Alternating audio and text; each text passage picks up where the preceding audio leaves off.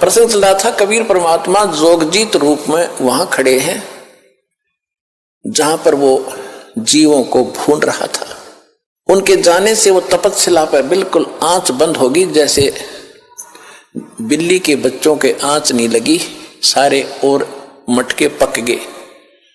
टटीरी के बच्चे वहां बचा दिए दाता ने 100 प्रिय कारण बना के, कहते 100 छल छिद्र मैं करूं अपने जन के काज, रणक से पूजो मार दो मैं नरसिंह दर का साज। गरीब कबीर परमात्मा कहते। तो वो सब उनको आंच नहीं लगी, अग्नि कुछ दुख नहीं दे रही थी, सब शांत होकर बैठ गए उस तपस्या पे। वहां पर पंडित जी भी थे, ऋषि भी थे, उनके सागिर चेले भी थे जिनको वो मूर्ख बनाकर वह भक्ति पर ला रहे थे, वो सारे वहीं जल रहे थे, गुरु भी शिष्य भी। तब परमात्मा वहां खड़े हुए, हाय हाय, उनके जाते ही वो जलन बंद होगी। जब जैसे किसी के सिर में दर्द है, पेट में दर्द है, कितना प्यारा आदमी दौरा बैठा है और बोलने जी नहीं करे, नहीं दिल करेगा।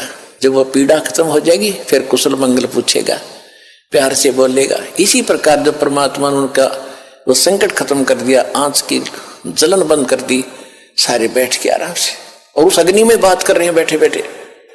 परमात्मा उनको उनने पूछा कि हे भगवान, हम कौन से पाप का दंड भोग रहे हैं? क्योंकि ब्राह्मणों को इतना ज्ञान तो हो ही जाता है, कर्म का ही दुख, कर्म से ही सुख होता है। तो परमात्मा ने बताया कि ये कर्म तुमका यहाँ का नहीं है, ये तो तुमने ऊपर करा था सतलोक में, वहां तुमने गलती की थी, मुझसे भगवान को छोड़कर तुम शैतान के साथ आ गए यहाँ पर, या तो यही करेगा तुम्हारे साथ ही। कोई जीव सुखी है, ये फूले फले को मंत्री बन गया, प्रधानमंत्री बन गया। परमात्मा कहते सारी पृथ्वी का भी राजा बन जा। चक्रवर्ती राजा बोला करते थे, उसको चकवे राजा बोलते थे, चकवे। तो परमेश्वर ने बताया कि जो पूरी उदय अस्तवित राज चले थे, ऐसी जन ठुकराई और चुन कृषि स्वर कल्प करी, राज खोज न पाया राई। वो पृथ्वीपति चकवे गए, पूरी पृथ्वी के राजा चक्रवर्ती, उनको संत भाषा में चकवा कहते हैं, चकवे राजा, जिसका पूरी पृथ्वी पर शासन हो।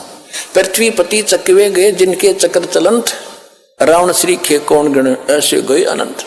फिर क्या बताया कि चकवे हो गए चूहा।